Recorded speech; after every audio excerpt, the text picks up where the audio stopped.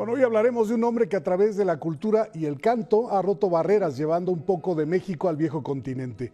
Él es el contratenor tlaxcalteca Ignacio Fragoso, primer mexicano en hacer ópera en lengua náhuatl y llevarla a Europa. Vamos a ver.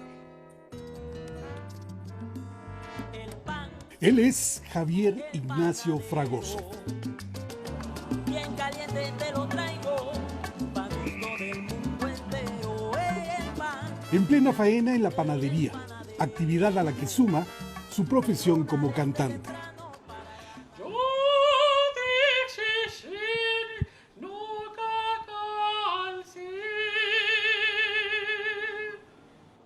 Javier es contratenor, nacido en Tlaxcala.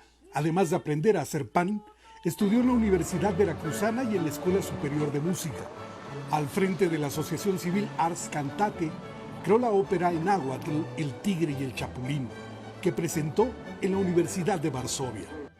Eso nos convierte en los primeros en hacer ópera en lengua náhuatl y además ópera en lengua náhuatl en Europa. En la Universidad de Barcelona presentó la ópera en náhuatl El Diablo volvió al infierno, basada en un texto del escritor tlaxcalteca Miguel N. Lira.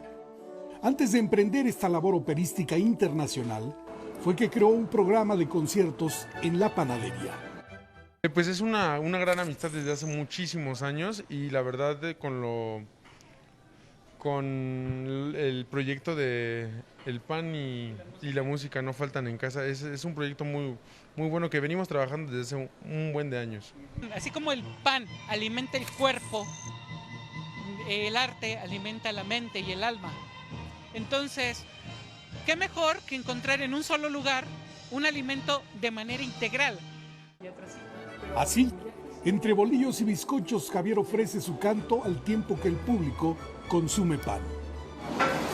Felicidades, gracias. Con permiso, muchas gracias. Con imágenes de Christopher Dávila, 11 Noticias, Miguel de la Cruz.